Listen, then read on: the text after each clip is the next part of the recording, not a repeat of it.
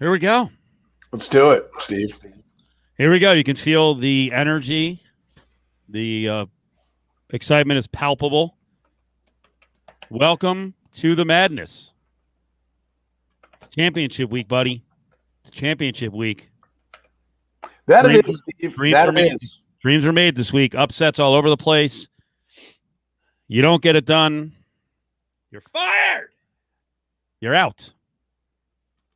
You could be out, which is cruel. And if you have a long legacy, 5, 7, 10 years of trying to use your position to get young puss, it may come out as well, and you may be fired. So it's all about championship week. It's all about championship week. Yeah. Are you feeling it? Am I feeling championship week? I actually am. Are you not? Is that where you're going with this? No, I totally am, actually. No, I totally am. I was trying to find different trending hashtags just to arbitrarily put onto the Twitter description because I think that might work in getting us like 2 extra viewers tonight. So we just wanted to just tag it on there and be really fired up about the Madness. No, I love March Madness. I love tournament week. College basketball is probably my favorite sport of all the sports, going back like 30 years. So I love it. I love the media, much of the media glomming on and then suddenly having kind of educated opinions on something they didn't watch all year. We were tracking last night. It was interesting in Vegas and around the country, I'm sure, for late bettors. We were tracking Gonzaga and BYU, and it was like I could just see it building on the internet. It's like, oh, Gonzaga, they lose this. Suck. Fraud. Like, all right, if this is the only game you watched, relax. Like, BYU played a really good first half and, actually 10 good minutes in the second half. Calm down. Well, that was the other thing. It was like they weren't going to lose. Like, who thought in the, down double digits in the first half is game over? I doubt anyone because I know I ran right to my little phone, my mobile app, if I can speak English, and I was like, yeah, I'm going to take Gonzaga -2.5. They're down 10 with like 2 minutes left in the first half. Of course I'm going to bet it because it's the right thing to do, and if they don't win, they don't win. And they won. And they won, and not only won, it was their 23rd consecutive double-digit win. Yeah, they actually got it up to 10, even though it was like about 2.5 minutes left. It was like 2-point game, tie game. So they were under a minute, and it was 7. They were up 7. Yeah. And, it looked like it wasn't going to get there. They missed 2 free throws up 9. And then a bucket the other way made it 7. And then they still got it up to 10. I think Gonzaga this year is good. I don't know if it's the best team I've seen in years. I don't have a comparison on the top of my head. I would also like to see them win the national championship before I'm talking about them being one of the best teams I've seen in years. They're good. They're good, and they have at least one pro. They've got a top 10 pick on the team, and I think they've got some other guys who can play in the NBA. They're good. But I'll give George credit. He's calling a shot, right? Yeah. No offense, but that was one of the weakest statements I've ever heard you just made right there. Oh, let me wait and see till it's all over. Then I'll tell you. Oh, hey, that's strong. Well, okay, then I don't believe they're one of the best teams. Then fuck George. They're not one of the best teams. Okay, that's what I want. And now you'll ask me who it is. And again, I'm not sports quiz guy, so let me look up national title teams. No, but to your point, I get it. Like I look at them and they're good players. I get both directions. Like I think they play great basketball. I think they move the ball. It doesn't stick. They don't have to have a set to like figure out where to go. They played together and everybody has high basketball IQ, and you put a bunch of guys together that have high basketball IQ. I think you forget it. I mean, I think we can all remember back to when we played. You and I have said it many times. Basketball is probably the most misunderstood sport. I think, again, to your point about everyone's an expert now after having not watched any of these games all year. And it's like, well, Gonzaga's not that good because for the first time I'm checking them out against BYU. And it's like, no, I never thought that game was in doubt. Never thought it was in doubt. It was getting close to where I started to go, But I always feel like, listen, you have to have Gonzaga down 12 with 3 to go because, particularly when it's BYU, like the pedigree of who you're playing, no offense to BYU, but this wasn't Michigan that had them, on the ropes. It was BYU. You knew eventually the talent was going to shine. They're going to play 40 minutes, and over 40 minutes, they're going to maximize their possessions. They're a tremendously efficient team, and they were going to come through. But I think to George's point, they do, I've kind of got a couple of points up in the air.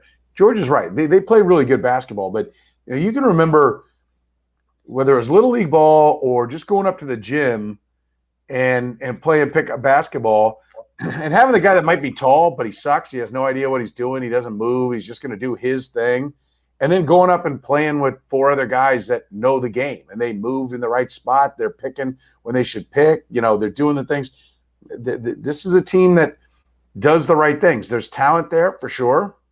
Although it's highest, from and listen, the recruiting rankings aren't everything. The kid from Florida, the chancellor from Florida, is number 25 in the country. That was other than the point guard Suggs, who's number 11 in the country, top 10 in the country. They're not loaded with a bunch of top 25s, but they are a talented team, but they know the game of basketball. And even when they don't have a set, right, guys are moving the right direction and they play good basketball. It's fun to watch.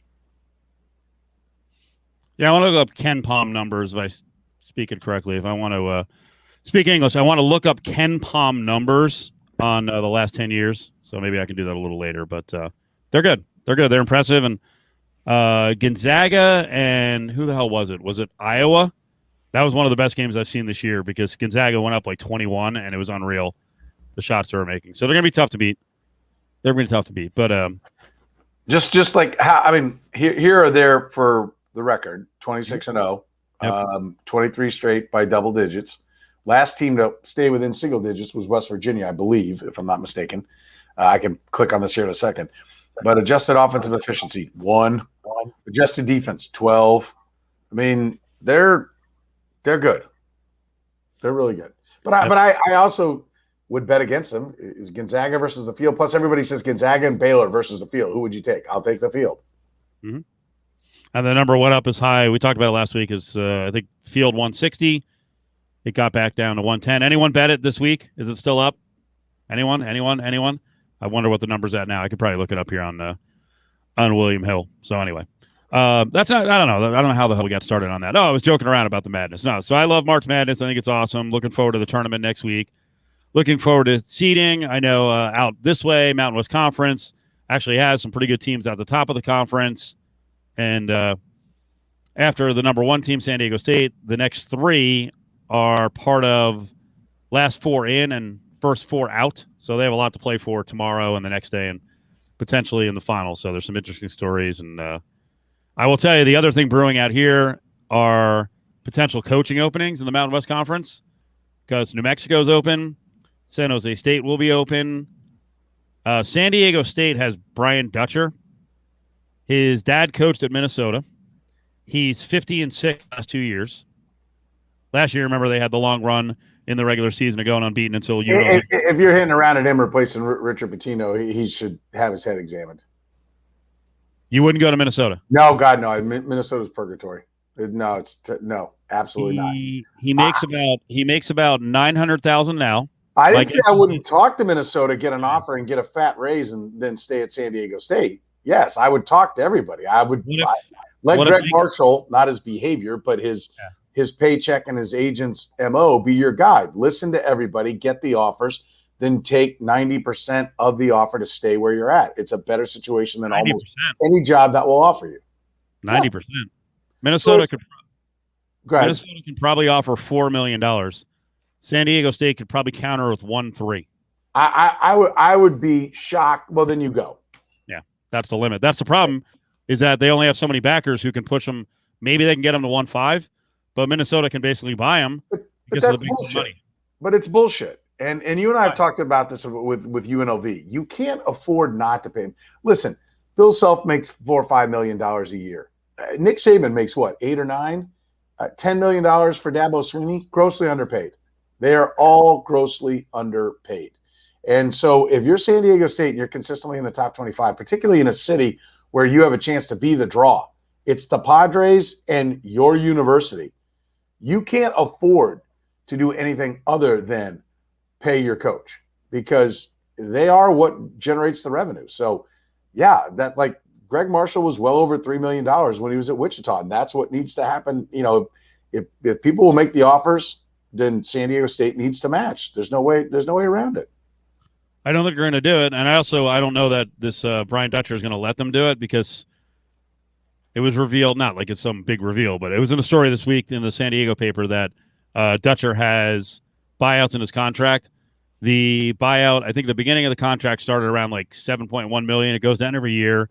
Eventually, after whatever, 5 or 6 years, it's into the fives, except there's a special buyout for one school. Minnesota. Yep. $1 million. I mean, then, I wasn't aware of that. I can't tell you. I'm an expert on. So no, I'm not. I wasn't trying to get you on that. I didn't know it until 2 days ago. I know what you're doing this week. I was like, wow, that's fucking weird. He's going to turn down. I mean, come on. Did you put that in the contract? Right. No, I agree. And that's a great point. And I know you weren't trying to get me. Listen,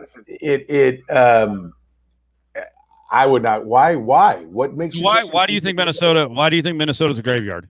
Because who's won there? Who's consistently won there? Why can't they win though? This is a good discussion because we'll get to Kansas. Why can't Minnesota win?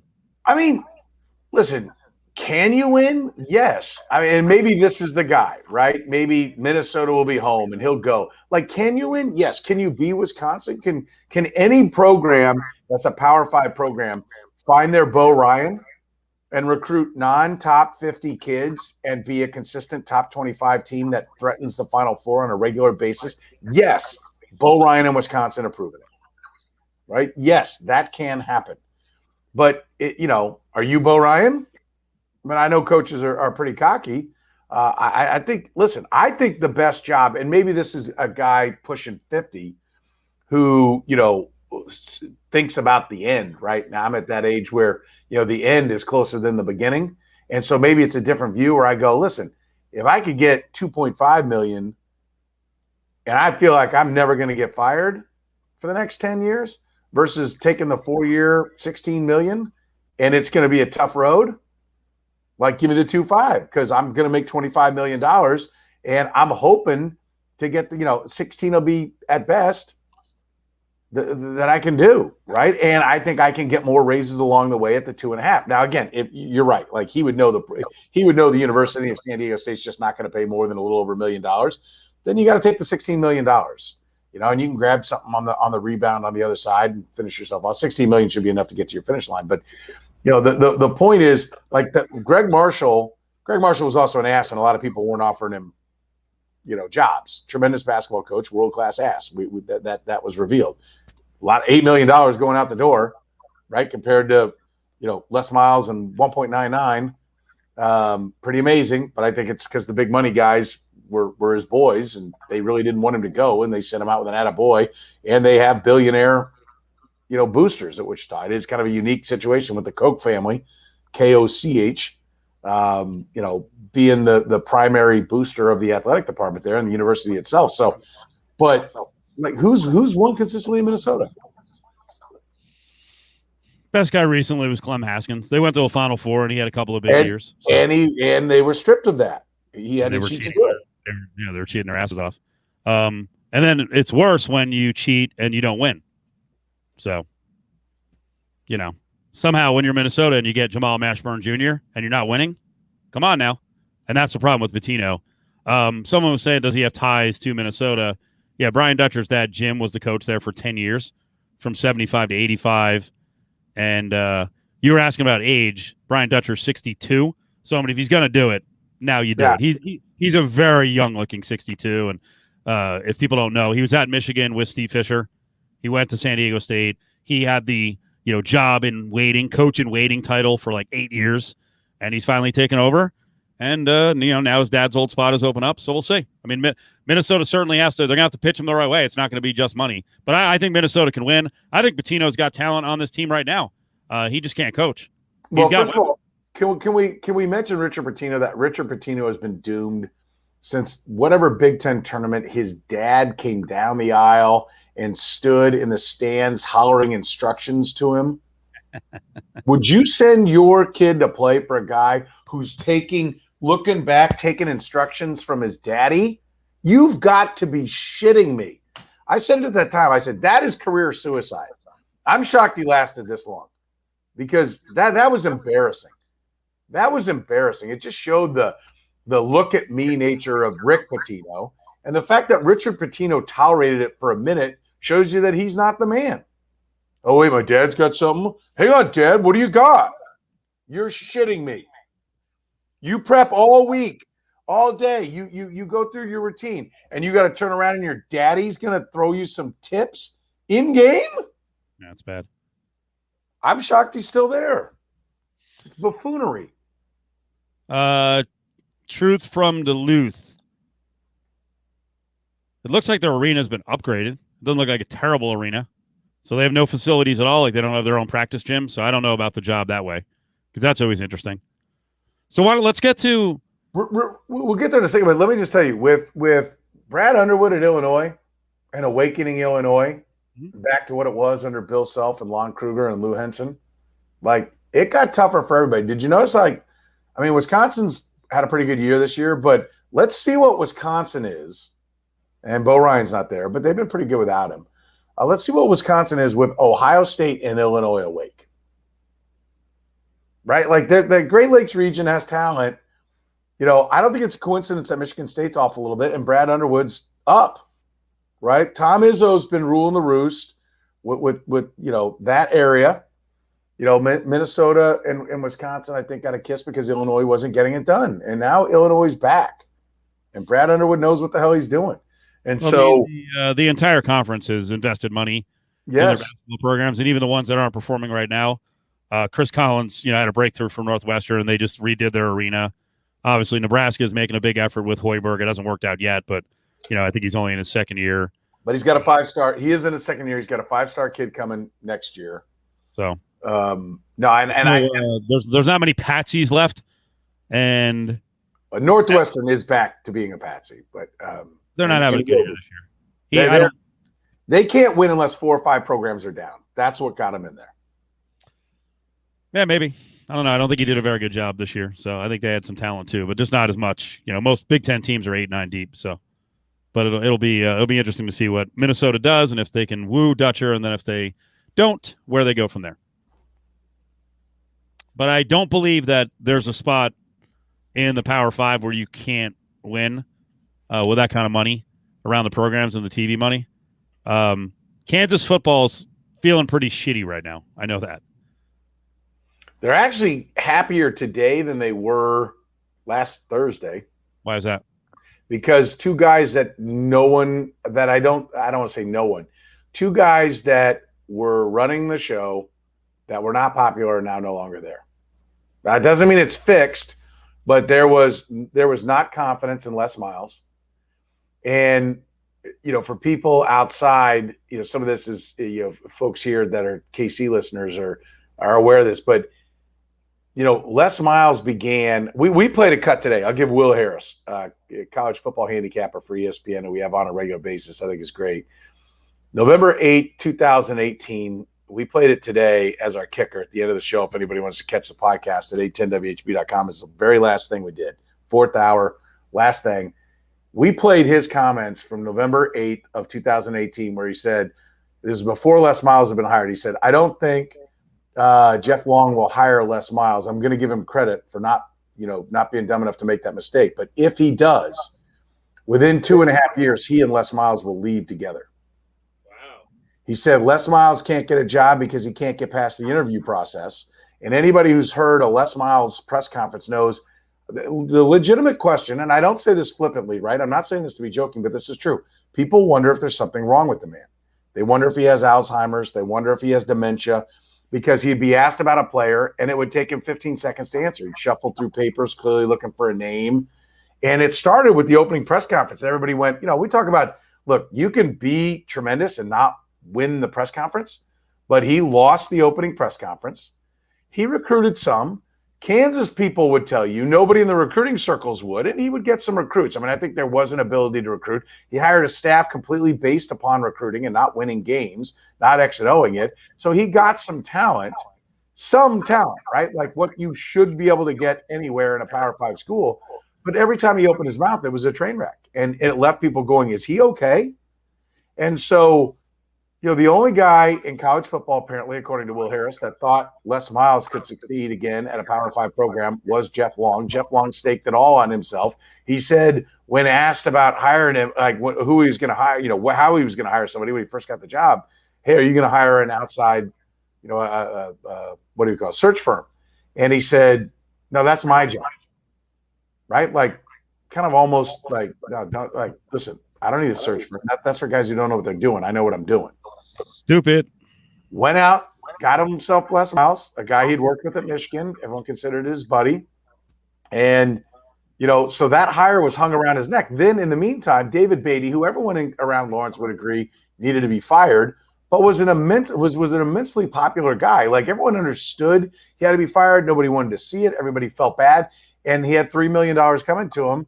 And a month or two after they fired him, Jeff Long announced that they're firing him with cause. They found some violations. They ended up being, analysts were coaching a class, a film study, right? Which is like a level, I don't know, 2, 3, 4, some low-level violation. And for that reason, they weren't going to pay him. Got into the pandemic. Money wasn't coming in. After everyone said, why are you doing this? David Beatty has money. His wife's family has money. He lawyered up, fired back. They ended up subpoena, having to, do the, what is it, where you do the interview for the discovery case where you get subpoenaed and you have to testify under oath as to what all happened. And so Jeff Long has to go there. And in that, he can't come up with any other name. Like, the whole point that David Beatty said was, look, I wasn't fired with cause. I was fired because this guy got the job and he was bringing Les Miles the whole time. And Jeff Long could not come up with another name that he interviewed under testimony. And he did a video, Miles to Go, for ESPN, a documentary where they already had a film crew at Les Miles' house before he was hired. And so you pissed off all these people who didn't like how you handled David Beatty. Then you bring in Les Miles. He wins no press conference he ever does. He wins 3 out of 21 games. And deposition, thank you. He wins 3 out of 21 games. And it's a disaster. So you said, like, why? Like, the Kansas football program, from its fan base, its alumni, is healthier today because they didn't have faith in Les Miles and they didn't like Jeff Long. It started out with what he did, with David Beatty, how he fired David Beatty, and he's solely responsible for hiring Les Miles. So they're happy. Like, I always say, if you want to fire somebody, if not him, then who? Like, you better know the who. Until your fan base says anybody, right? Then you can make the fire and go looking. And that's where the Kansas fan base was. Anybody, right? And there was no confidence that Les Miles was going to win. You told me a couple of years ago when he was getting hired that they were going to put a bunch of football into the program. Is some of that stuff done? Put a bunch of football into the program? A bunch of money, you mean? Yeah, did I say football? Bunch of money into the football program. So what was going on at the time was the previous athletic director had almost like, hey, go big or go home. He knew he was up against it. He had hired 2 football coaches. It wasn't working. He knew, David Beatty was coming down to the end. And that was an impossible hire. David Beatty was a very cheap hire for Kansas. When they went out and got him, because they had so much money, they were paying off Charlie Weiss. They were still paying off Turner Gill. And so they didn't put a lot of money into the hire. But he had said, he had kind of almost like a distraction, was focusing on renovating the stadium.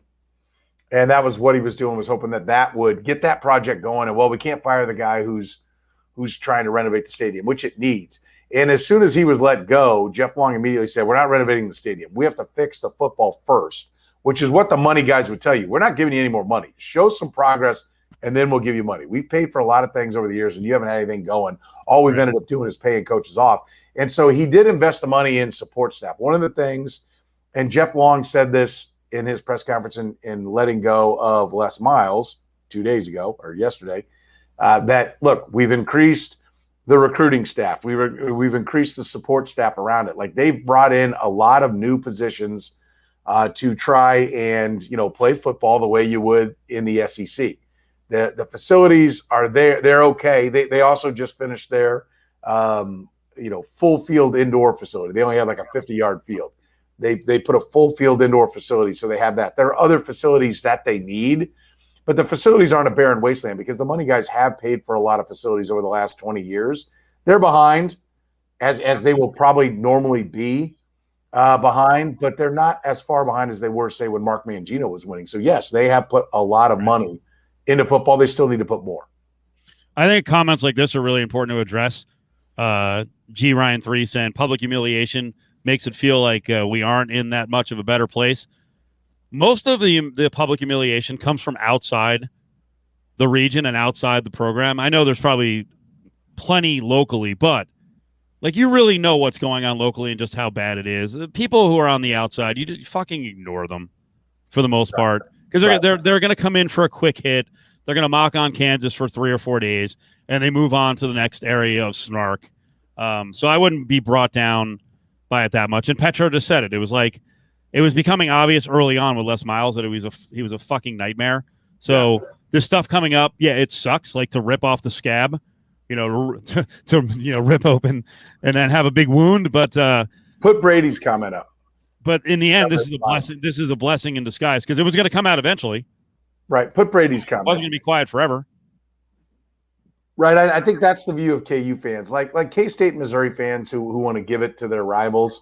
They'll mock away and same old KU, same old KU. KU fans at least know that two problems in their mind, two of the problems are now gone. And they have a chance to hit restart. And somebody had to write a check to make this happen, right? $1.3 million to Jeff Long, basically $2 million to Les Miles. Now they got to make the right hire. God damn, what an industry. Sports, freaking collegiate management. What an industry. Fucking walk away for 1.3, here's 1.4. Like, what the fuck? Everyone operates out of this position of desperation. Jesus. Yeah. And I'll tell you the other thing, Jeff Long, the mistake that was made here. Kansas fans want their football better. And there are some that didn't learn the lesson of Al Bowl running off of Roy Williams. And they landed better, right? I know Roy's won 3 championships with North Carolina, but he didn't win any at Kansas, which speaks to North Carolina probably being a better basketball program than Kansas. Sorry to Kansas fans, but recent history proves it. But Kansas is certainly one of the best. And Bill Self, and I think Bill Self's going to win a couple of more at Kansas as long as he stays. But, they had a really unique situation in the sense that they fired their AD to try to save Roy. They weren't going to save Roy. An interim athletic director hired Bill Self. And people said, look, they said, well, an interim AD can hire. Just look, we got Bill Self. I went, you're a blue blood basketball program. Like Bill Self didn't really give a shit who he was working for because he was going to Kansas. At least initially. Now, one day he might have been like, hey, I win at Kansas. I'll Larry Brown it and move on to the next thing, right? But, or it'll be great. They give me a guy I like. I'll put down roots and I'll stay. For the most part, everybody's learned from the Al Bowl thing. Don't mess with basketball. But it goes beyond that. And I don't think Jeff Long messed with Bill Self. By all accounts, they weren't bosom buddies, but they had a fine working relationship. They got along. And Jeff Long was at least smart enough not to mess with Bill Self. But what you got to do is not only not mess with him, but endear yourself to him. Because had Bill Self said, you're not firing Jeff Long Long's my guy, Jeff Long would still be there. Right. Because every Kansas fan can talk their shit about how we got to get football, this and that. But when they get a little bit nervous that they might lose Bill Self or that basketball's, don't screw up basketball. And I get it, and they're not wrong, right? I'm not mocking on them. Like we talk big shit about going and getting the next thing. Like, I'm going to go get a bigger house. Okay, great. And then what you're doing is like putting the house you have in jeopardy. And you're like, oh, shit. Well, don't take my house. Right? Like, that's why, professional gamblers are a different breed. Professional poker players, they go broke all the time. People don't see that part away from the World Series of Poker, part of the equation. Those guys, they're missing a screw because the money doesn't mean anything to them, right? Well, you can be like, we're going to do whatever it takes to go get football. Bullshit. When the threat is that you might lose your basketball, you might lose what you have. No. So it is a difficult job as an athletic director because, one, you can't screw up and you need to endear yourself to the basketball program. And then you need to turn around a football program that is, it's the worst in the Power 5 right now. But that doesn't mean, like we talked about Minnesota. Can Minnesota win in basketball? Yes. Go find your Bo Ryan. Can Kansas win in football? Yes. I mean, you need to go find your Mike Stoops. Right? Is Mike, Mark? Which one's in Kentucky? Mark Stoops. Yeah. Right? Go find your Mark Stoops, and you can certainly do what Kentucky's doing. Right? Yeah. Indiana's winning. Allen at Indiana is winning. You can win at Indiana. Indiana basketball is going down the shitter, but you can win at Indiana. I think the key is to find the right match. Look, we said this at the time. 2 old guys that are considered past their prime and can't get it done were hired the same year. Les Miles was hired at Kansas. Mack Brown was hired at North Carolina. Now, if North Carolina's offering, Mack Brown was going to go back there because he had a history there. But, like, that's the difference. Like, you want to go the quote-unquote retread route, you better get the right one, and North Carolina apparently did. Kansas did not. I love the sentiment. It just seems like we never are at the bottom of the barrel. We just keep finding new lows. So, Buddy Bell managed the Royals to a couple of 100-loss seasons in the midst of some 20-odd game losing streak. Nate Bukaty, who works with me, who then did the post-game interview, said, well, buddy, I mean, I don't know how else to say it. I mean, it can't get any worse than this. And Buddy Bell looked at him and said, it can always get worse. Right? No matter what you think, like, it can get worse. They can go hire 2 guys worse than they just had. Mm-hmm. Yeah. It absolutely can. And I think that's, like, as a fan, look, you got to tell yourself that. I get it. But, like, the chancellor's kind of under fire at Kansas as well. There was a call for a vote of no confidence for the chancellor. And now he's got to head up higher in the athletic director. And I think part of the reason why Jeff Long is out is because people are saying, this was your guy, right? And I forget his name, but he's now the athletic director at Central Florida, was a popular name, and he has ties to Kansas. He just came from Arkansas State to Central Florida. Tom, it's a different kind of name. Anyway, if you're looking it up, Steve, fire it out there. But he was a popular choice, and the chancellor didn't go with that guy, right? He went with Jeff Long.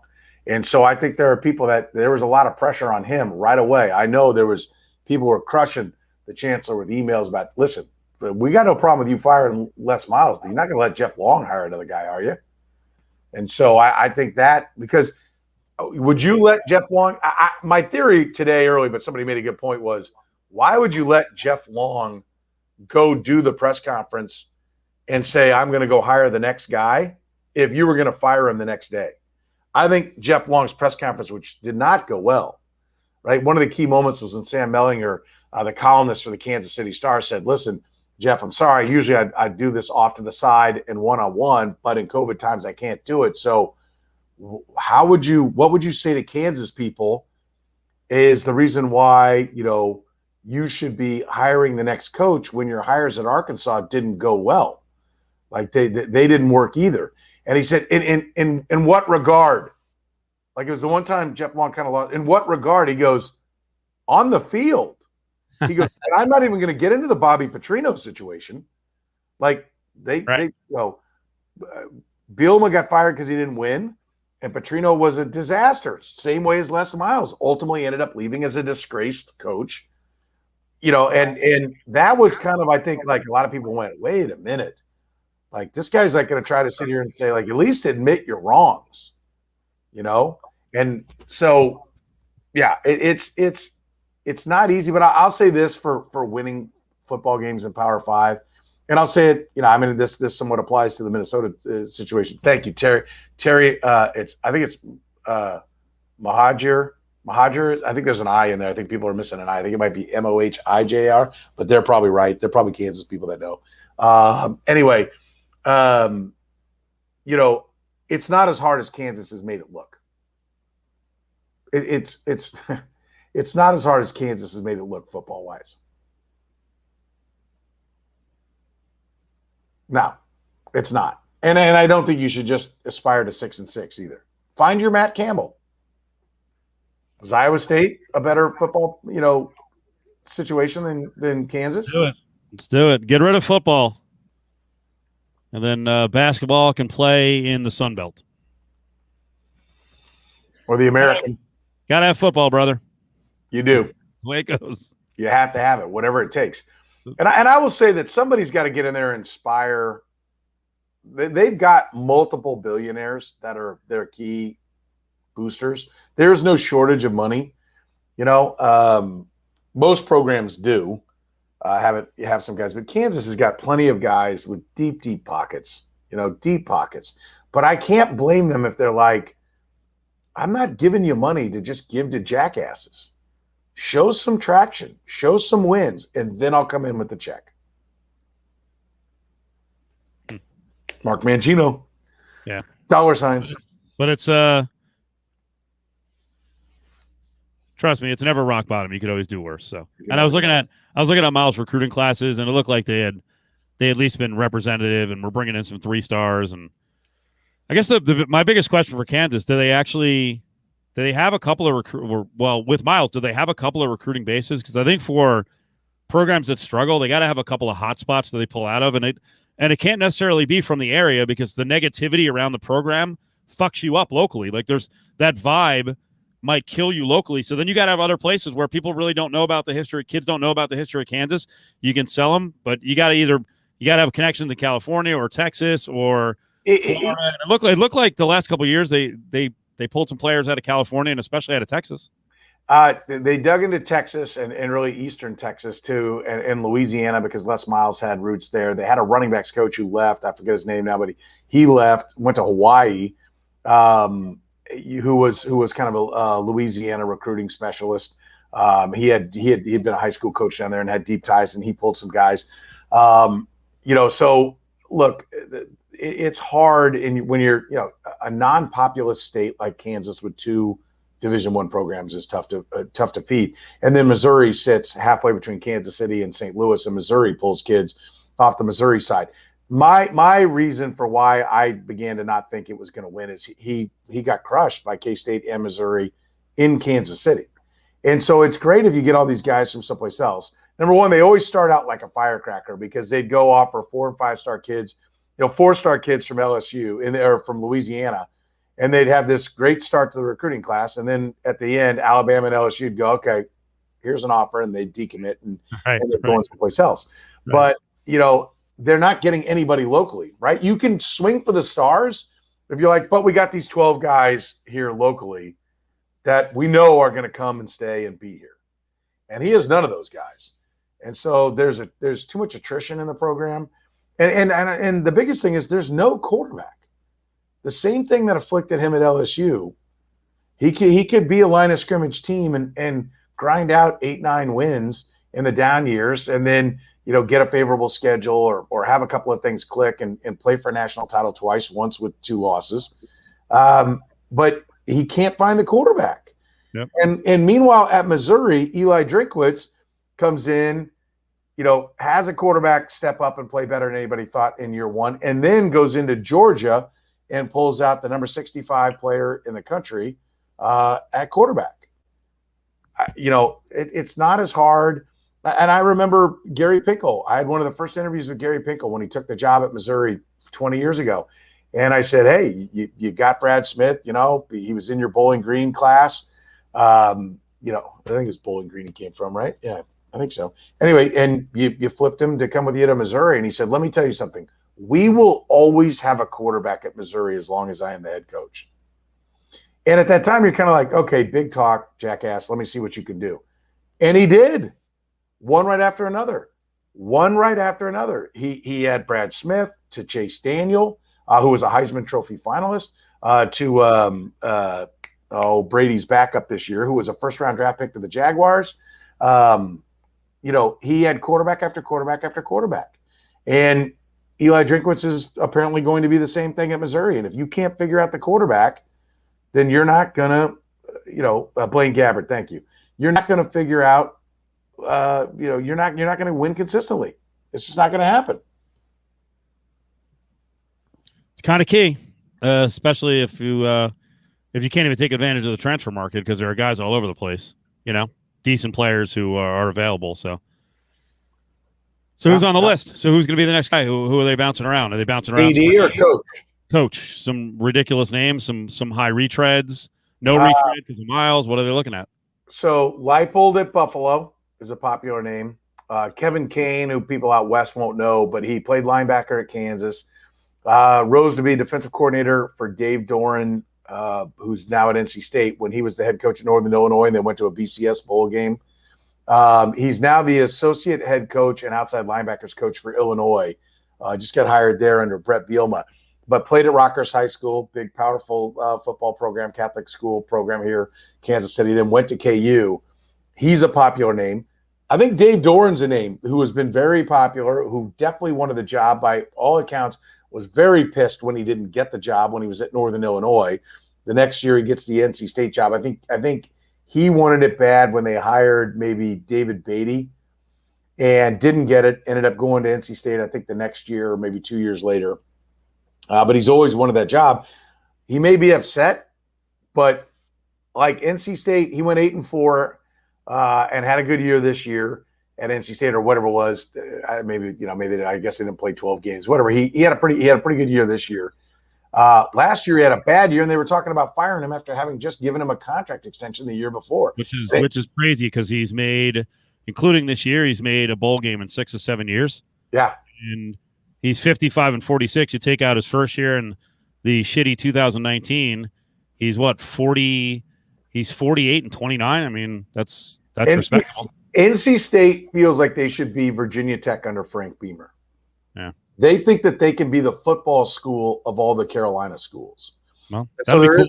That'd be cool if he leaves NC State where they're busting his balls for a program that, right now is at rock bottom. That'll be a wake up call for NC State.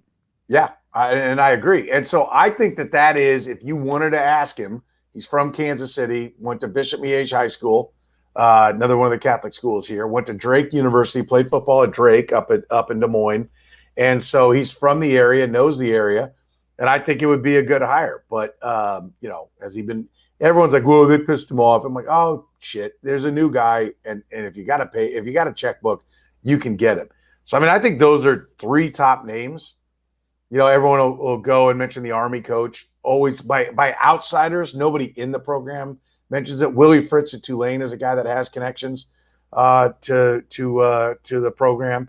So, I think – but I think Dave Doran is probably the safest hire, but it's going to take a big check.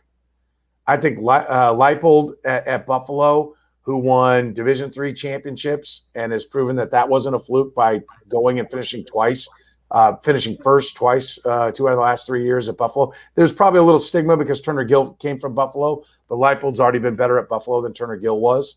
I think that's a real possibility, and I do think Kevin Kane's name will be on the radar, the associate head coach at Illinois. Nice. I saw one list that included the coach at Nevada, Jay Norvell, but apparently his name's not come up locally. And Jay Norvell was at Memphis, right? No. Mike Norvell's the Memphis guy. Okay. Now, Jay Norvell was a long-time assistant at Oklahoma from like 2008 to 2014. He's kind of bounced around. He went to Iowa, played a little bit with the Bears, but he's done a pretty good job at Nevada, or as we call him here, Reno, just to piss him off. But they just went 7-2 this last season, and he could be had for the money, I'm sure. Would you recommend him? It wouldn't blow me away. No, it wouldn't be my top choice. Okay. No. I think he's a good recruiter out of California. They do a good job recruiting California. It's a pretty solid program. So, but if he's from Iowa and he can recruit California, it means he can recruit everywhere. You would think. He's been around. He's been all around. So he was at Arizona State before he took the Nevada job. He was at Nebraska, coached a year with the Raiders, coached in the NFL with the Colts. So he's been around. Yeah, I think Willie Fritz, by the way, is the Tulane coach that they're talking about there. By the way, does it have to be a local? Because that always comes up. Does it have to be a local? I don't think the coach does, but there's a lot of talk that the AD needs to be a Kansas guy. And I think there's something to it because I think you're going to have to try to get the money guys to open their pocketbook. And they don't want to, and they have good reason not to. Someone's going to have to convince him. You know who'd be the best athletic director? Bill Self. He'd stop coaching basketball because Bill Self could, sell ice to Eskimos.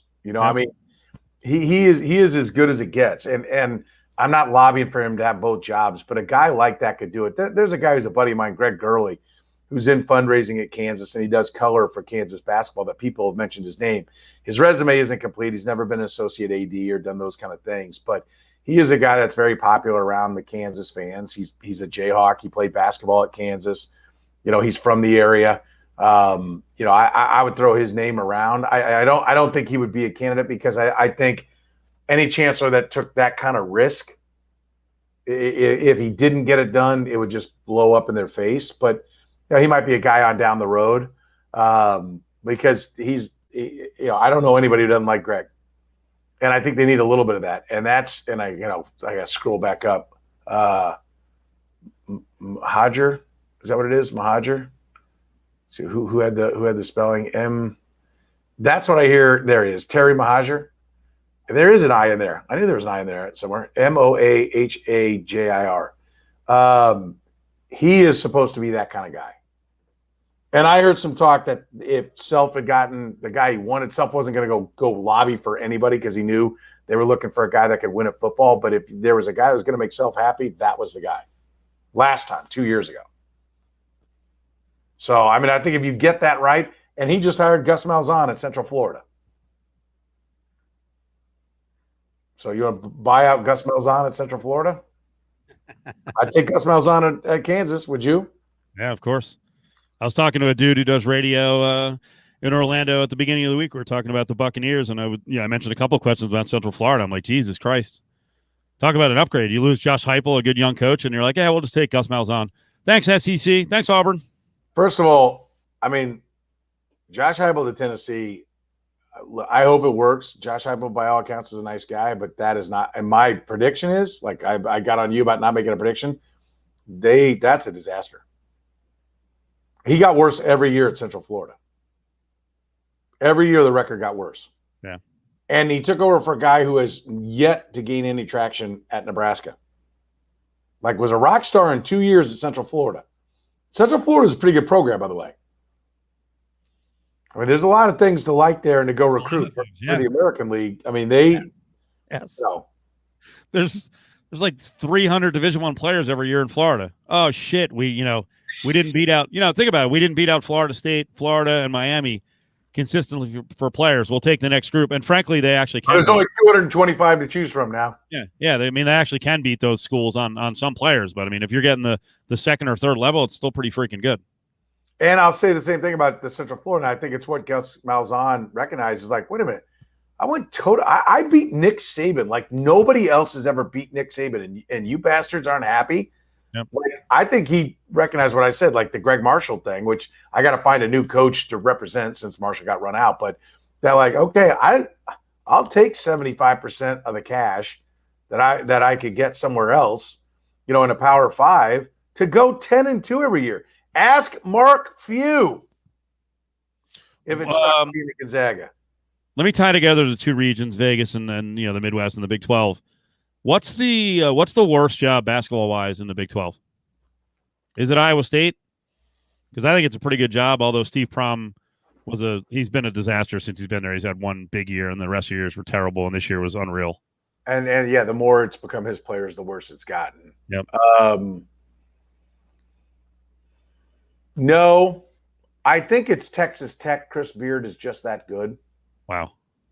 And Beard's got it up and running, so whoever takes over from him will have a lot of pressure, but they will inherit a better situation than what they had. But out there in West Texas is tough. I think West Virginia, if Bob Huggins leaves, like the travel, it's a bitch. Like every year, I have a vote every year for the AP all Big 12. And, so I get a vote for the coach of the year. And people get pissed because I vote for whoever wins the league because I think it's bullshit to vote for a guy who, geez, I thought he was going to finish 10th, but he finished 5th. I'm going to vote for that guy. That's bullshit. Okay? Winning is it. So Scott Drew got my vote, but this is a year that I thought long and hard about giving it to Bob Huggins because Huggy lost his best player, his only player that was all Big 12, left the team after 10 games, and his number one recruit, a top 100 recruit, got hurt. And coming down the stretch, he was number 6 in the country. So that is, listen, they've had back-to-back Hall of Fame coaches at West Virginia. And before that, that was a place that was really difficult to win. So I think those are probably the two hardest because I do think the Iowa State fan base, they are unreal, right? Like they will in normal times, Big 12 tournament, Kansas City, they can be in last place and they take over. They own Kelly's down in Westport. That's their go-to spot. They take it over. It's nothing but red and gold. They are everywhere. They are freaking everywhere. Now, they're not a far drive. They're 2.5, 3 hours away, 3:15 to Ames. A lot of their people live in Des Moines or whatever. So, but they come and they represent it. So I think Iowa State's better than both of those two programs. Yep. So Iowa State's going to be looking for a coach. So the storyline is there's at least 3 Mountain West coaches who could be up for the job. The guy at Utah State, the guy at Colorado State, and actually the UNLV coach who's been here for 2 years and underachieved this year. But his wife played basketball at Iowa State, and he was an assistant at Iowa State. So could be interesting the next week or so. If you were the AD at Iowa State, would you hire him? Depends on who my choices are. He might not be my first choice. I would actually, the guy at Utah State, I think I would hire him. His name is Craig Smith. And also I don't know, you know more about the Drake coach than I do. The Drake coach, I mean, he's going to be on the list. He's right there. Yeah, I'd take a look. I'd take a look at him. Would you hire Greg Marshall?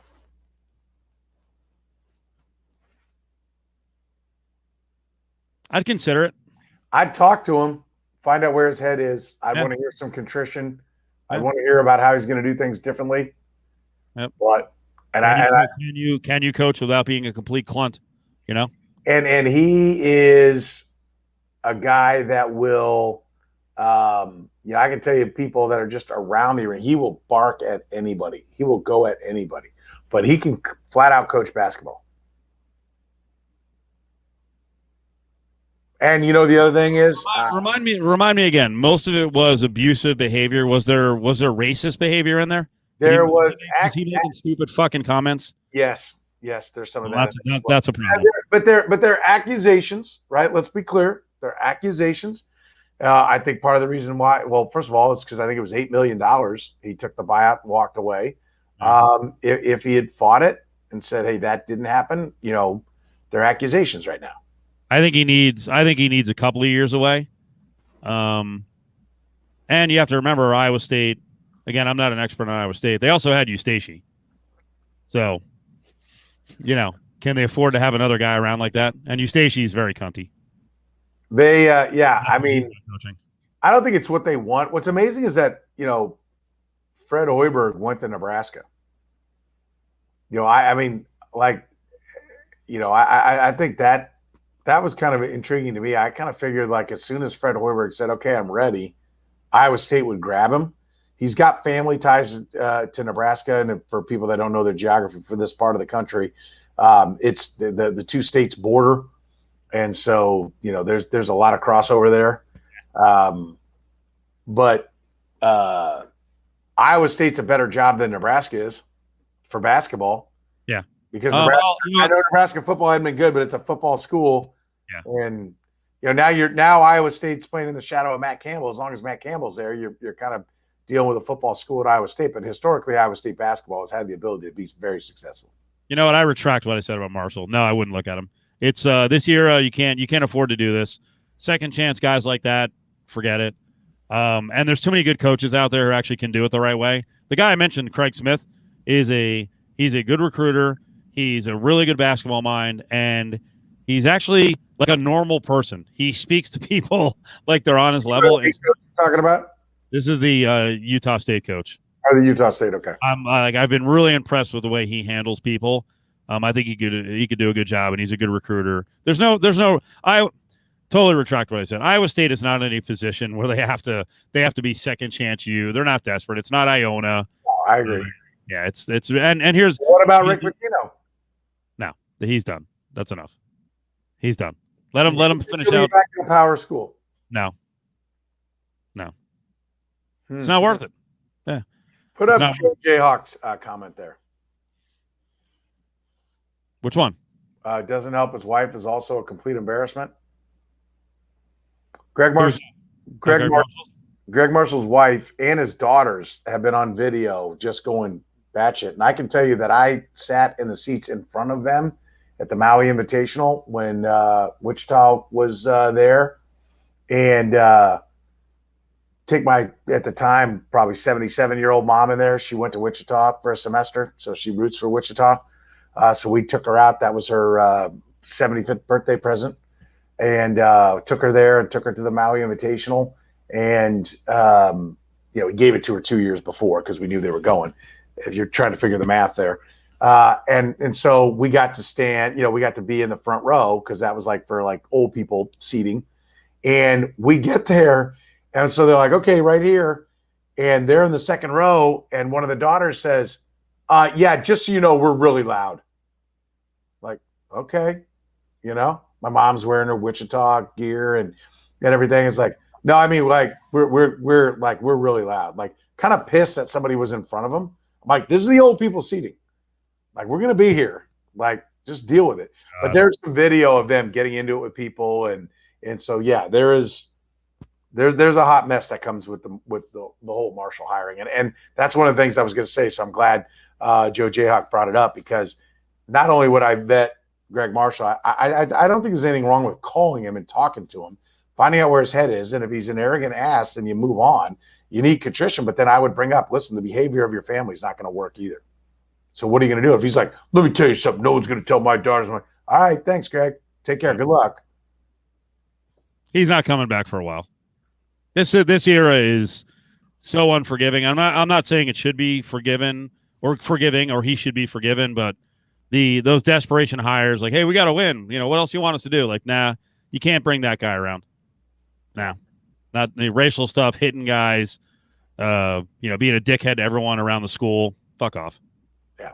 Enjoy your money, your golden parachute. Go run an AAU program, buddy. Sorry. Someone saying they got removed from the arena at least once during a game. Okay. Yeah. I mean, listen, I heard the comments that were coming. Fans being fans.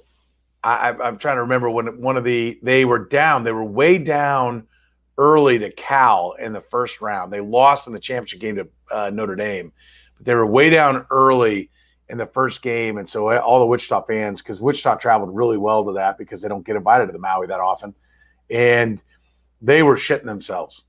And they roared back, fought back in the second half, came back to win, and got up and ended up, kind of pulling away, shooting free throws and stuff.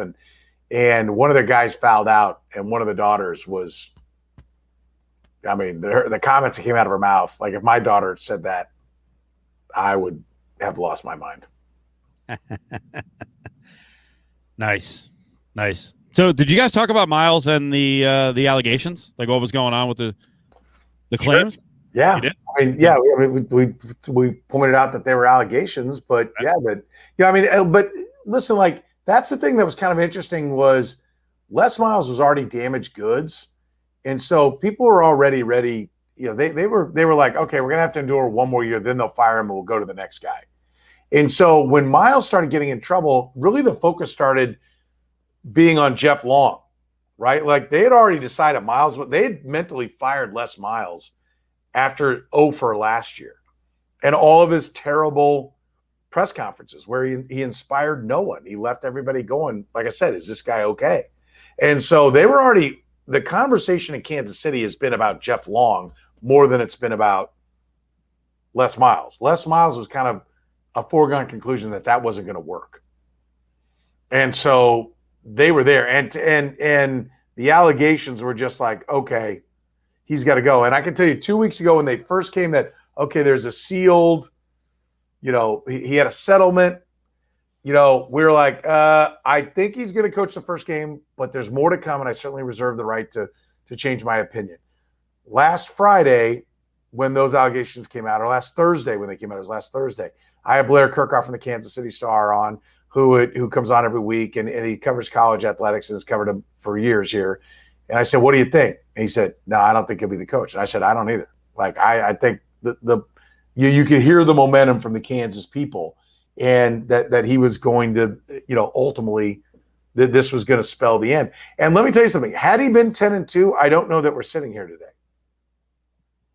because they were allegations. And I think you dig in and fight. Like it was, this guy does not represent us well. He's a disaster every time we put him in front of a camera or microphone. And he's 3-18. Now there's these allegations like, no, that's it. Like, be a swell guy, help raise money, wow people, and have wit and charm at the press conferences. Okay, maybe you survive this. Maybe you get a chance to explain your side of the story. But like nobody wanted to hear his side of the story. It's like you've already got 2 strikes on you. That was strike 3. You're out. We really didn't have. My point being, we didn't have to go very Right. far into it. What if you had to hear his side of the story? What do you do? Because Well, this is a hell of a time right now in sports radio to be trying to search for nuance and facts when it comes to Les Miles or, it's non-sports, but we've talked about Andrew Cuomo the last couple of days on the podcast. There doesn't seem to be a lot of patience in terms of really delving into a topic and like, what exactly happened? Fuck you, believe victims. Shut up. I think, well, most people, you mentioned the political side, believe victims if you're of the other party from that person, believe that person if it's your party, and vice versa, right? That's like the American political scene is just such a disaster of epic scale right now, of no ability to see any clarity, honesty, or truth, and just see party affiliation. I've said what's amazing is with television and where it's gone, political television, our politics is like our sports, right? A Missouri fan, Missouri and KU is like great rivalry here. Who's better? It doesn't matter if your team's 1-6 and they're 6-1. You come up with some bullshit reason why you're better, and you're not going to listen to the other side tell you anything else. And that's how our politics has become. People are not worried about the overall big picture of what's best for the country, what's morally right, what's justice. They're just worried about how does my side win, which is a very sports approach to things. My personal opinion is we haven't had a war that really threatened anyone. I was very, listen, I don't like the pandemic, but I was optimistic that the pandemic would be that moment where we all had to come together, work together, to overcome it. Jesus, was I wrong? Yep. Right? Like, no, it ended up being a polarizing subject as well. And so, we haven't had a moment where everybody, it's a long time since World War II where we're like, oh shit, the Japanese are going to be parked off the California coast and the Germans are going to own Europe, and like, we got to do something, and we better get our ass and work together. Like that's a galvanizing event. Nothing brings a group of people together better than a common enemy. There's no common enemy. We're left to I always put it this way. I remember there was a radio show. People were telling me, well, this is going to work. I said, it's not going to work. They're like, why? I go, both these guys are snipers. All they do is pick individuals and shit on them. And when you then put them in the same room together, eventually their guns will be trained on each other, and it will be a disaster and it won't work. And that's what the American political landscape has become. We have no major villain out there, although, not to get into politics too deep because I'm not qualified for it, but we have no, common enemy to go after. And so therefore our guns are trained on each other, and it's a disaster. So therefore, talking about any subject that is political in nature, you're screwed. That's why I don't do it. Have you guys? I don't even know how much guy talk you do, or talk about women that you do. If you were doing it, have you cut back on it? I don't do it. I told you a long time ago. Somebody said, "Oh, you're the guy who only talks about sports." Like when I was at the Super Bowl, and a guy said that to me. Like we were talking. He's like, "Oh, yeah, I know who you're. You're the guy who only talks about sports." And I was like, and he meant it kind of as a negative, right? And so I've never, right. No, I'm kidding. Yeah, I've never, and me, we've talked about it because this last summer was a unique time in our radio careers where so I've always avoided it, right? I've always tried to just focus on the sports and I found my comfort in the fact that I won't talk about social issues or talk about personal lives or anything like that till it crashes into the sports, till it affects the sports. And when, NFL players are putting together videos saying, hey, here's what's going on,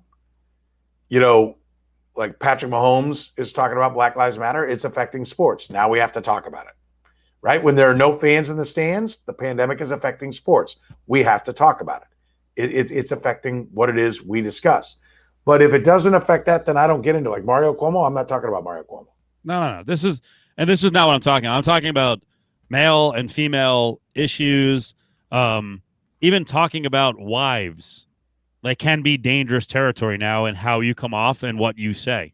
Right. So we know a polarizing figure is Patrick Mahomes' fiance. Right. Never comes up. Well, because I understand that locally. So I'll give you an example. It Right? does come up when she says Patriot fans. The one time it's come up is she talked about feeling unsafe Right. at the game at the Patriots. And I was interviewing Patrick Mahomes then. And I asked him, I said, and I told him in advance, listen, I'm going to ask you this question. I said, she tweeted out this, said she felt unsafe. Is that a distraction for you? I'm going to ask you that question. It's coming. He's like, okay. And I asked him, and like he does everything else, he didn't hit you with like this poignant moment where you're like, God, we're going to play that for years. He adroitly kind of sidestepped it, but handled it very professionally. And that's the only time it's come up. But like, I can't think of another time. It came up when, Travis Kelce and his girlfriend and Patrick Mahomes, and at that time his girlfriend were, they had a Snapchat or Instagram where they were, drinking after a game and celebrating, and people were like, oh my God, he ought to be home in bed. I'm like, he doesn't play for 7 days and he's 23 years old. God damn it, that's what people do when they're 23 years old. Calm down, settle down. So I'll give you an example of a topic that normally I would have no hesitation in bringing up, but I see how, and it's, with sports radio, most times it's not even women. It's the gotcha crew are these douchebags who run these websites who will throw out radio clips and then go, oh, this is offensive to women, right? There's a whole group of websites like Awful Announcing, and there's some asshole who used to follow Mike Francesa and put up videos of him. And, those are the people that, like, they hear something, they're like, whoa, old school guy insulting women. So a topic I was trying to develop today, and we ran out of time, was people getting on Dak Prescott for taking $40 million. Hey, why don't you do what Tom Brady does? Take less. His teams win because he takes less. So I was going to build on that and go, yeah, he can take less because he fucking married up. All right? She's worth $500 million. Gisele Bundchen. It becomes a little easier to go, you know what? I don't have to make every goddamn dollar. We're fucking really rich. So then I flipped it to, I saw that Bezos' wife. Did you see this? The ex-wife? Yeah, Jeff Bezos, who yes, the Amazon guy, and got to where she got I think 180 billion or something. Mackenzie Scott is his ex-wife. She just got married, and I saw the headline, married a Seattle school teacher. I'm like, what the fuck? Can you imagine being the school teacher? No, I cannot imagine that. Can you imagine being the school teacher? And then I saw that she had just given away $7 billion last year to charity. So my mind immediately went to, and this is, I think this could be a sexist attitude that I could get in trouble for. My mind immediately went to, oh my God, if I was in that marriage, I'm so cheap that I would want some say in where that money went. I'm like, whoa, listen, 140 billion doesn't go as far as it used to go, honey. So let's not give away $7 billion. I got to see these charities. But that, like, in a lot of ways, isn't that kind of a misogynistic attitude as a guy? If I'm doing that on sports radio and women are like, wait, what do you mean you get to control the money? And that's not like really what I meant, but like I like to have input. My father had input. I think a lot of dads have input. And that whole thing together, I was like, okay, maybe I'm going to get in fucking trouble now. But I think that is like guy talk, relatable. I know it's not sports radio, but relatable to the audience. But now you're like, am I cracking eggshells? I have to be careful. Yeah, but is the question I would say, like, the example you're giving,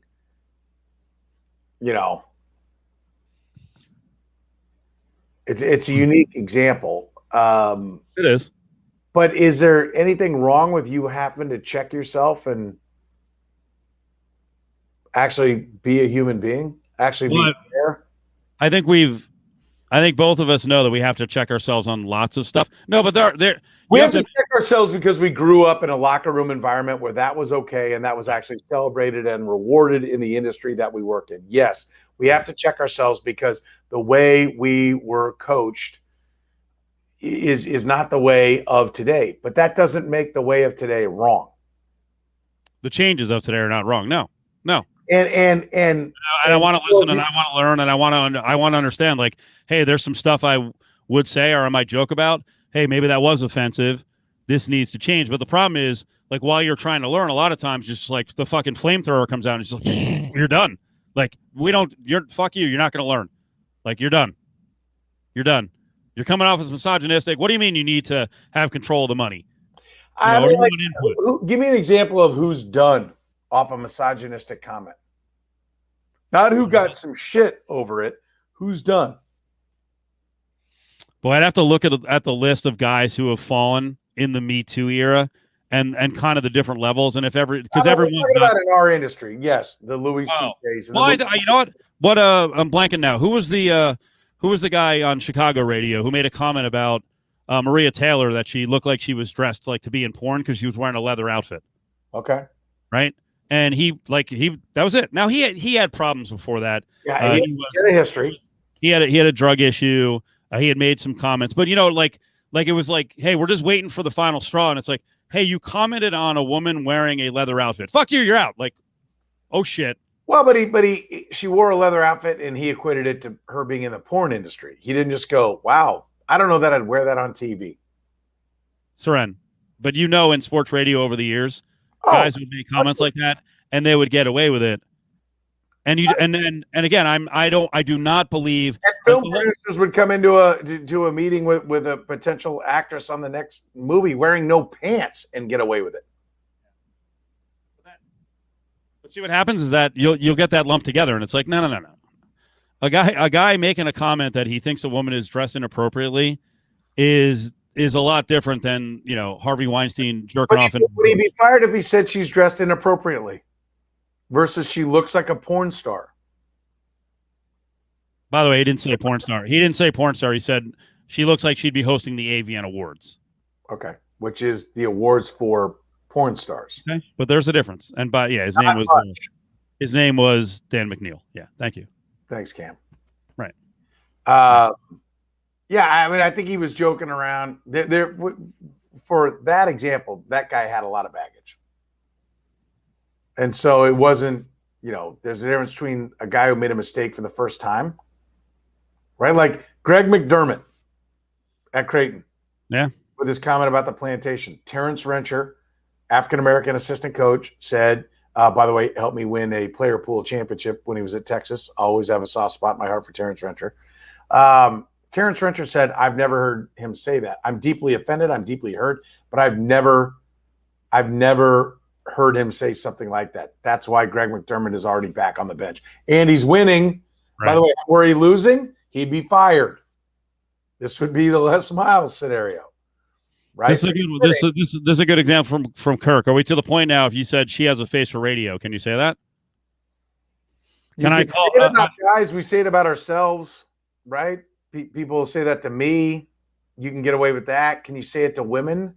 Not right now. No. I think wait. So that's interesting, right? It's a double standard, but why can't there be a double standard that is negative towards males when for so long the double standard has been negative towards females? Brady can tell you that I was just DMing him the other day talking about, what, as males you deal with it because you've been in a position of power for so long that if you have to eat, as you say, the shit sandwich, then you eat the shit sandwich because, by the way, we still have a gigantic advantage. And if you're not talented enough. Yeah, agreed. And if you're not talented enough to figure out a way to fill your 2, 3, 4 hours without that comment, like if you need that comment and your fight for the sports talk industry is like, I need to be able to make a sexist comment or a racist comment or whatever, a sensational comment. And if I can't, it's bullshit. This industry's dead. I mean, fuck you. You're not. I know you're not, but I'm just saying. I'm not going that far in saying it. I know you're not, but I'm saying there are people that are out there that act like, what does this industry become? I mean, it's asking you to be, yes, like more politically correct. Like the whole, I'm tired of all this political correctness. Like, okay. I mean, then there's the door. We wish you the best. I mean, can you adjust with it? Like, I can tell you, Dick Vermeil doesn't like that he can't have 2-a-days full padded practice every day throughout the fucking season, but he had to change his approach and not have those practices, or he didn't get his $3 or $4 million a year check. I mean, it's no different. Like, listen, everything is always evolving and it's always different, and there's always something you don't like. Can you either evolve with it or you get left behind? Simple as that. I don't think it's that simple though, because I think the evolving with it, sometimes the line of the rules keeps going, or maybe keeps coming closer to you would be the better way to put it. And you're like, wait, shit, I was able to say that 6 years ago, and now that's changed. Like, I didn't see this coming. I didn't know that.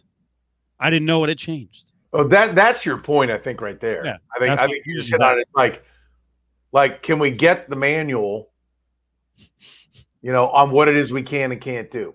Well, by the way, like, this is a good point. A lot of my humor about dudes, like, could I make like, I've called our show the highest weighted show in radio. Like, if I saw a women's sports talk radio show and I said they have the highest weighted women's show in sports talk radio, I'm in trouble. Yeah. 5 years ago, I could say a Louisville fan on TV, a female, looked like a human thumb. Like, I might not be able to do that today. Right. So put up the Curtis one, the next one.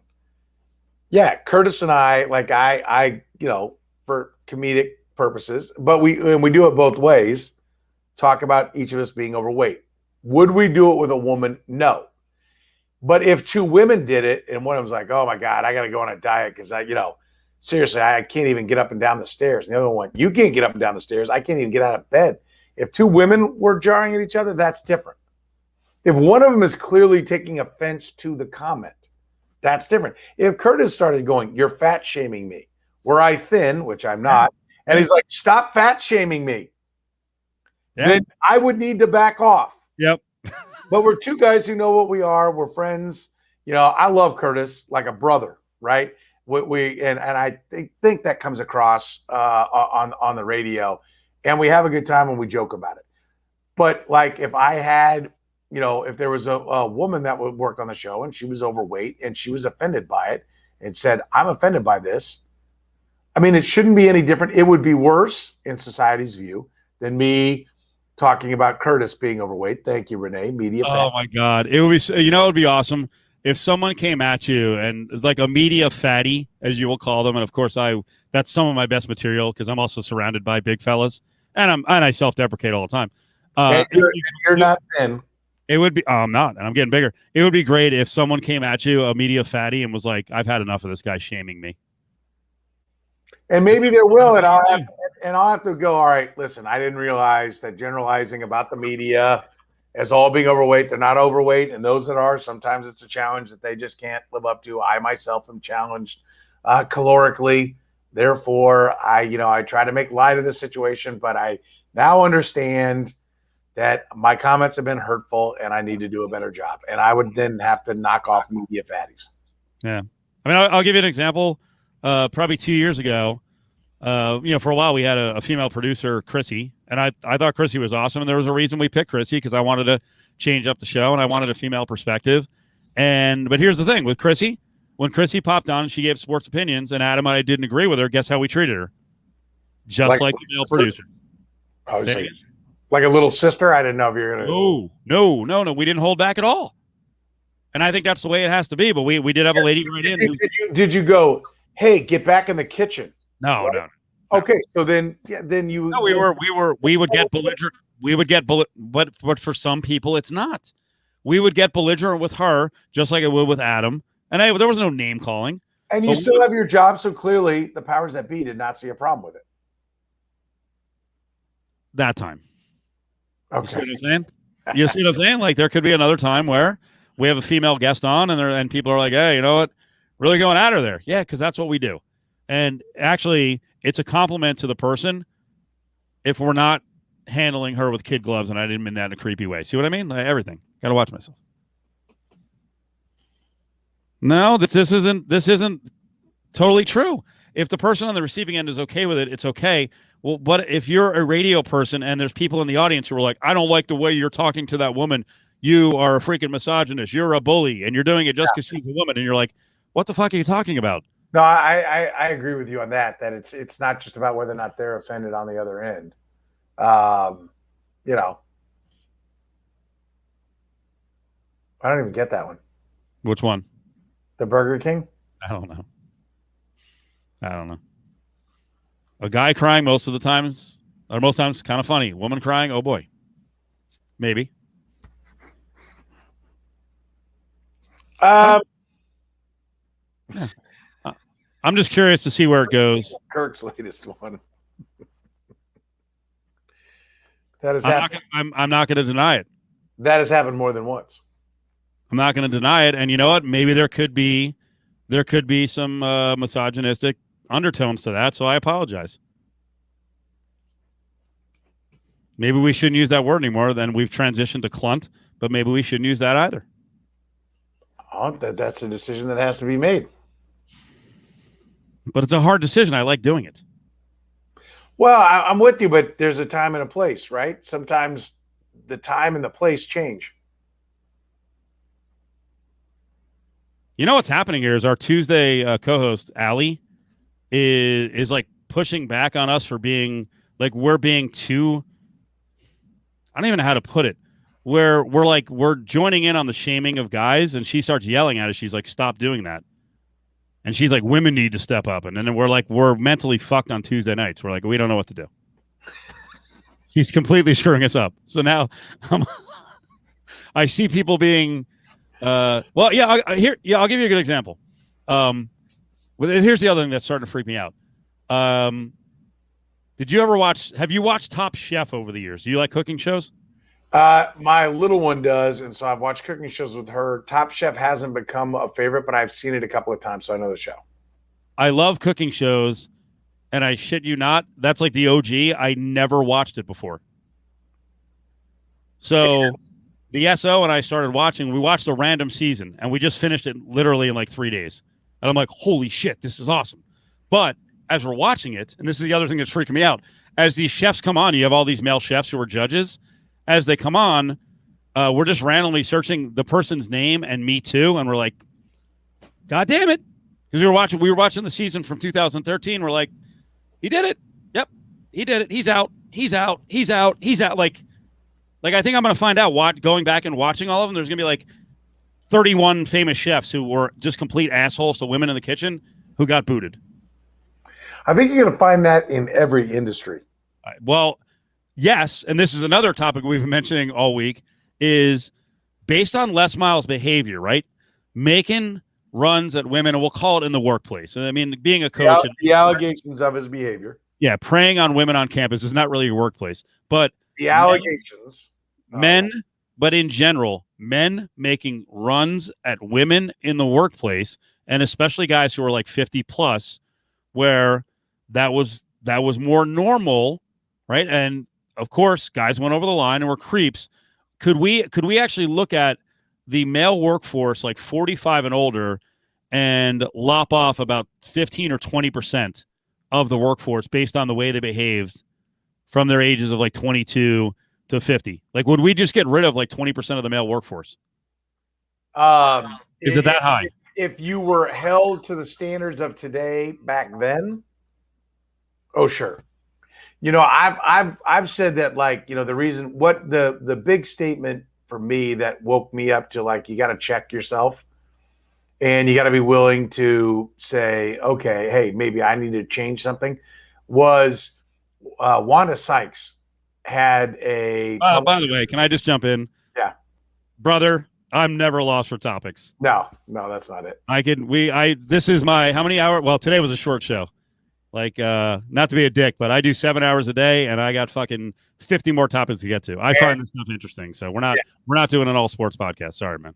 Yeah, and there's if this ain't, and by the way, if this ain't relatable long enough, like, we're not short on. We do this for what we want to talk about. And if this ain't relatable to your workplace, and I guess you work with all guys, because I can tell you, my workplace, I'm like, fuck, man, I'm looking around, I'm like, I'm not saying shit to anybody right now.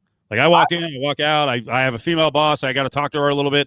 The other females, I'm like, how you doing? Here you go. Here's the check. I don't see that. Like, I disagree with you on that front. Yeah.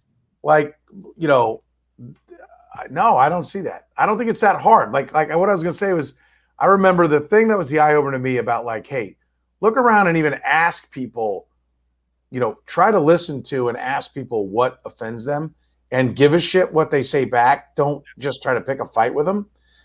Was Wanda Sykes, the comedian, did a public service announcement that, like, when you call something gay, when you say, oh, that's gay, and you make it a negative connotation, that's a hurtful statement.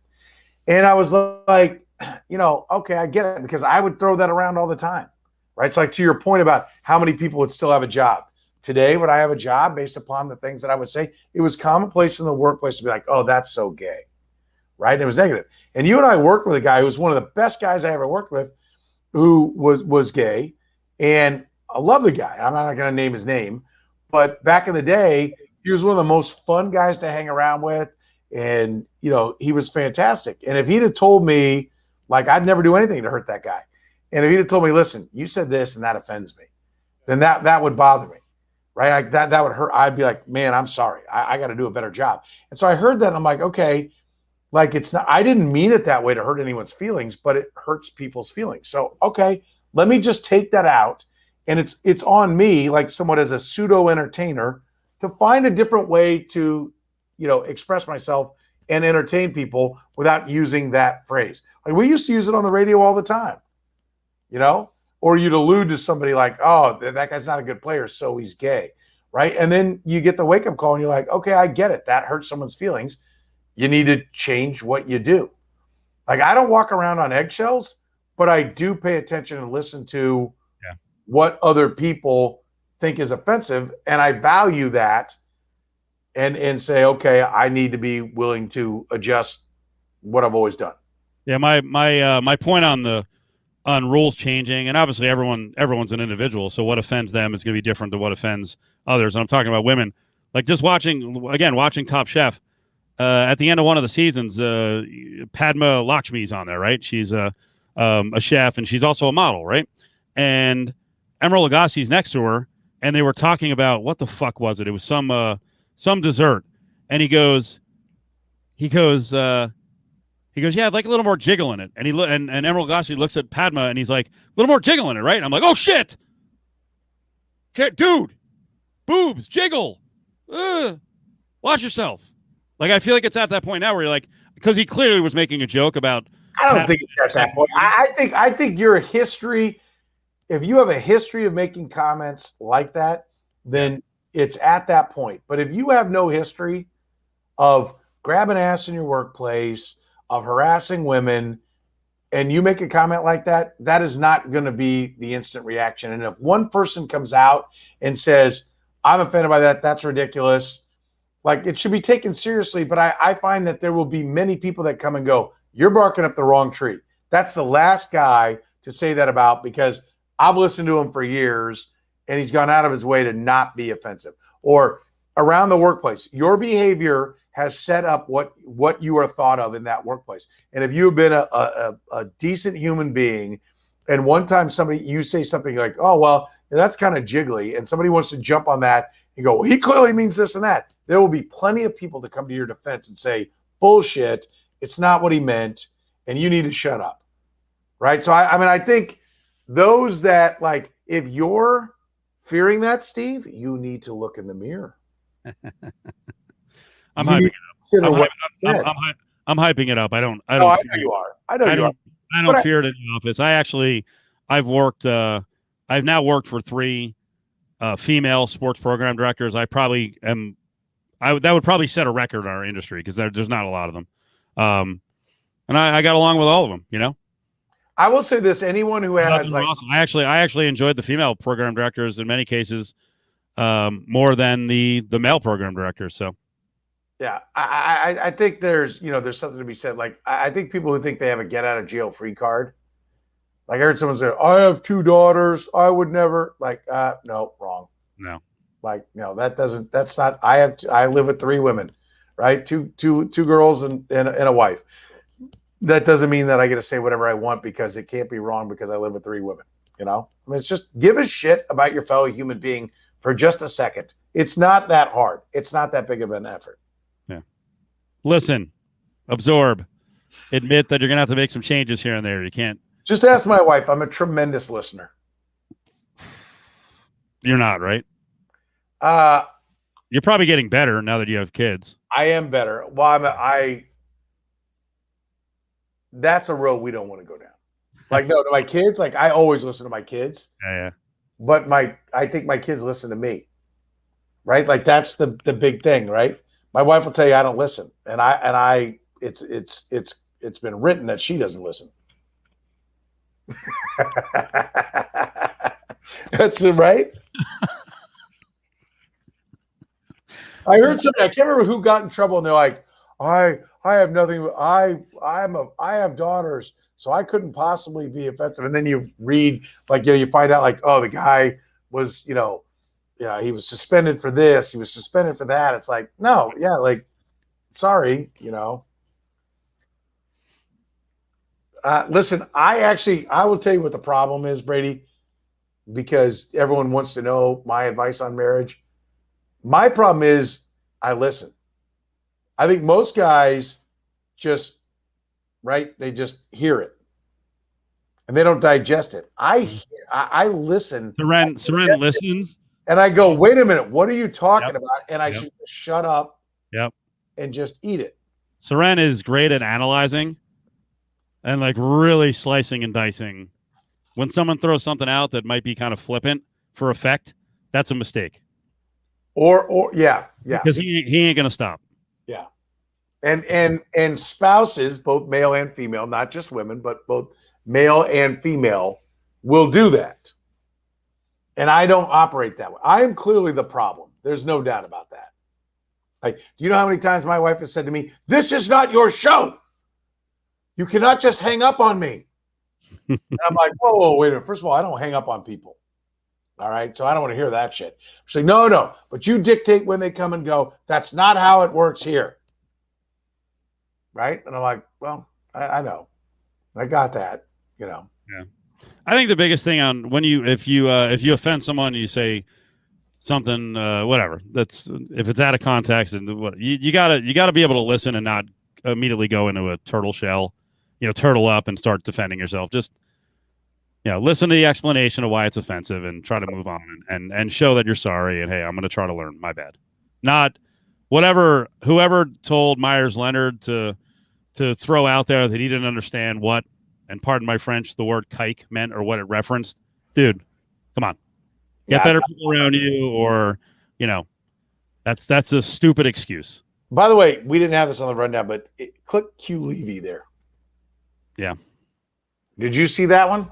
I did not. No, I actually just saw Johnny. The only thing I know about Johnny Damon post baseball is his appearance on Below Deck, because my entire life, as I've said, revolves around the reality show Below Deck, and he was just on it in a past season, and he seemed like a nice fellow. But he is. What happened with his drinking problem? All right. So first of all, listen, you're retired and got lots of money, and you want to have a couple of pops. I don't care, man. Go do what you got to do. He blew a 0.3. 0.3 and change.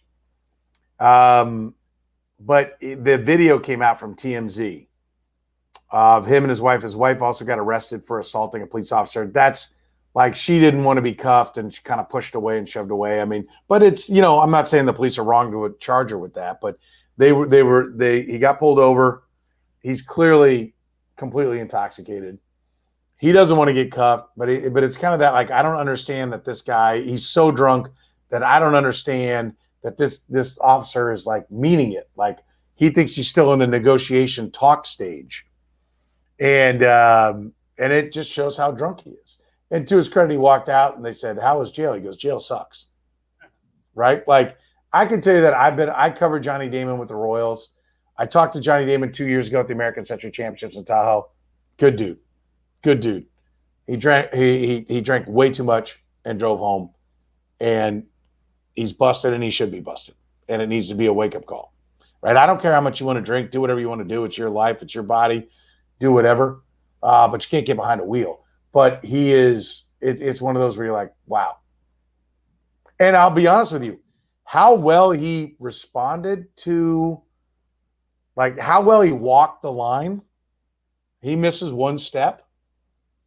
You're like, I can't. When you then find out what he blew, now if you put somebody in a holding cell, they can wait up to however long to test you. So he, for lack of a better term, marinated more.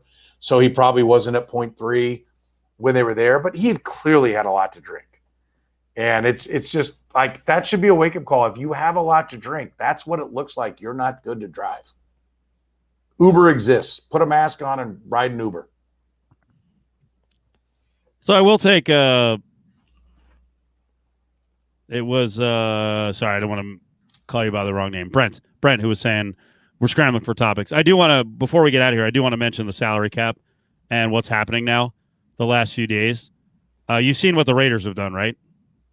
Well, moving Trent Brown and well, they got rid of the whole right side of the line. Gabe Jackson's gone. They saved 9.6. They traded Trent Brown for basically nothing, but whatever. The salary's off the books. They cut Incognito. He may come back at a cheaper number. Raiders have now lopped off about over $30 million. I think they're $33 million under the cap. Mariota could go bye-bye at 10.5, so they're going to have some money. The interesting thing on the Mariota deal, I've never heard of a deal like this. So we were all under the impression, like Mariota at 8, 9, 10 million, like could he fetch like a 4th or 5th round pick to be someone's 1 or 1A quarterback? Maybe. When the Raiders signed him, first of all, they signed him as the highest paid backup quarterback in the league, but they also gave him escalators in his deal. And the second year, if he had started at quarterback if he had started at quarterback for the Raiders and he had reached certain milestones, the salary would actually go to $22 million. Which is why that they brought him in, because they were not convinced Carr was the guy. Exactly. You don't put that kind of money in there. He took that. Like, who the fuck does that? To get him. It is such a bizarre deal. Start. Like, there's no way anyone else was offering him that. My bigger thing is, like, what are the Raiders doing? They signed Trent Brown, who is traditionally a fat ass and not motivated. He has a good year with the Patriots and are like highest paid lineman in the league. Like, what the fuck? Yeah. But I tell you, one of my big things the last couple of weeks is, one, the Raiders have to have a little more of a sense of urgency, right? Like, you don't get to win in year 9 of your 10-year contract, Gruden. So you're not building forever. And the other thing is, stop signing guys to bad deals like Trent Brown or LaMarcus Joyner at like $9 million a year, or Carl Nassib 3 years for $24 million, and then he's a healthy scratch at the end of the year. You're in Las Vegas. It's not fucking Oakland anymore. And you have money, and you're going to have fans. It's Las Vegas, goddammit. Sell it like you're from a position of at least some strength and not be desperate and sign guys to ridiculous deals. Yeah, I think, that's the deal, right? Is like you're better off to go with a jag, like, war wins over a replacement player. There's no point in spending a lot of money for a guy who's just barely better than whoever you can bring up from AAA. Same shit, right? In football, like throwing around money just because like we need a corner and this guy's out there, you're ridiculous, right? Like that's, the Raiders just have like nobody, like the Patriots got by with Brown and then they decided, well, they won with him. Yep. They didn't win because of him. They won with him. We got, boy, oh boy, we got a lot out of him. Let's get the hell out of here. And I'm telling you, what's the word on Mayock's drafting ability? I mean, it's highly endowed between him and Gruden. Look at they traded guys away. Obviously, they moved Mack to get draft capital. They move Amari Cooper to get draft capital. I have no problem with that. And then they take Furl 15 spots ahead of where he should go. They take Arnett, who was slated to go 30 to 60. He's hurt all year. I mean, they've had their best first-round pick is Jacobs, and the jury's still out on him. He was good year 1 with a good offensive line. Last year with a patchwork offensive line, he's down to like 3.9 a carry.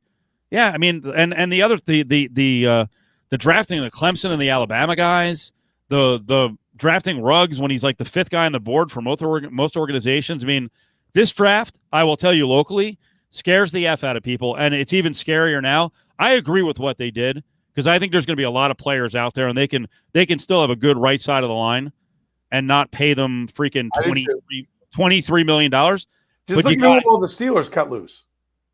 Say it again? I said just look at all who the Steelers cut loose. But here's the thing. What's his name? The running back, Juju Smith-Schuster, 2 corners. Bud Dupree, who got hurt, but yeah. I mean, no, there's a lot of talent. But here's the thing. And it's all going to be depressed pricing. Steeler fans are like, you know what?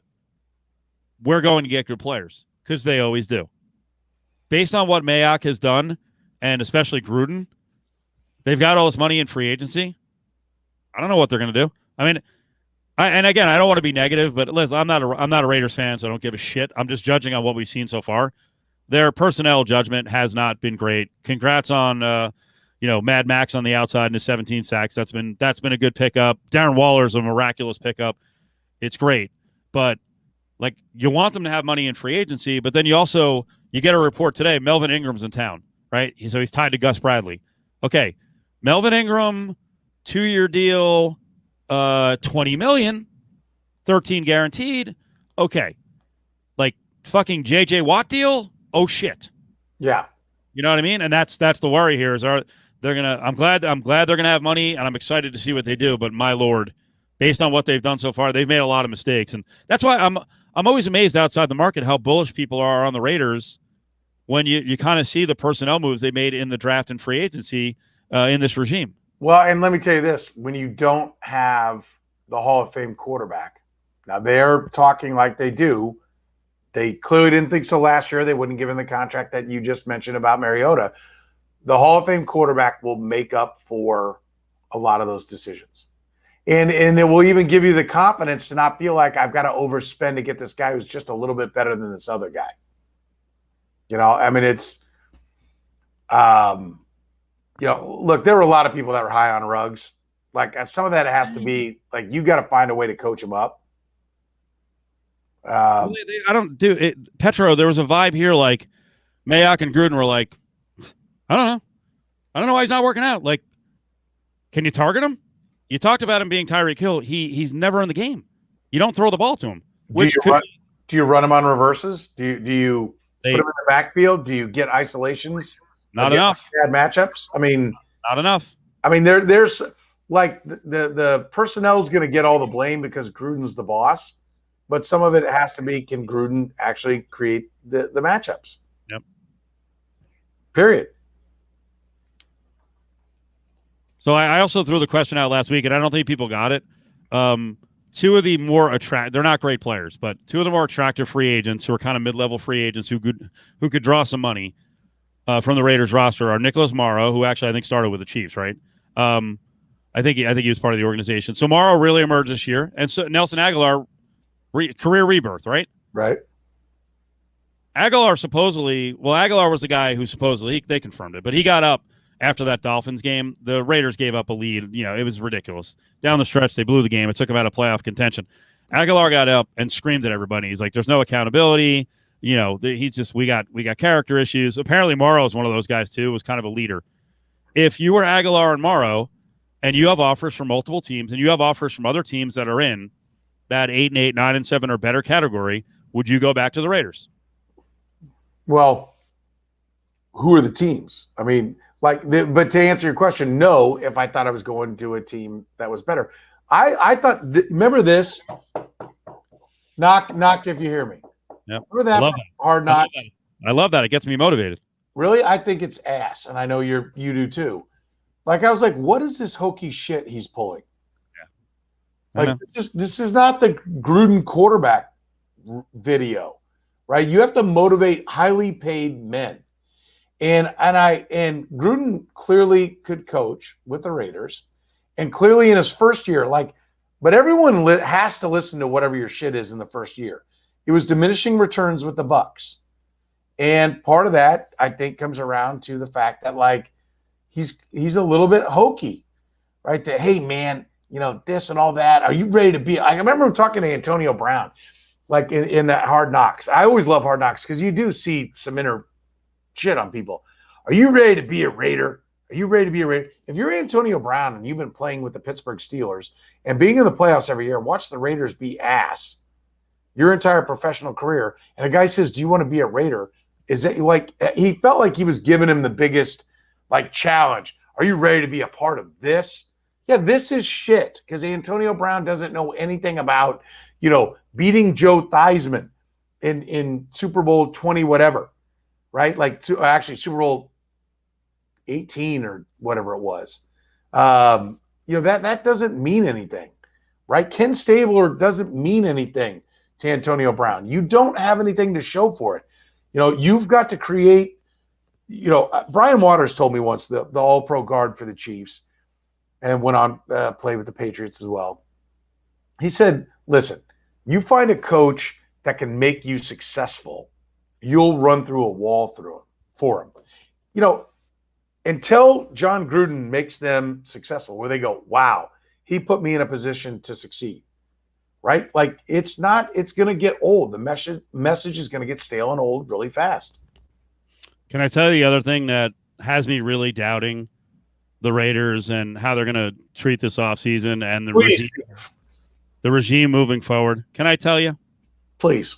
Do you just brush off how they dealt with COVID?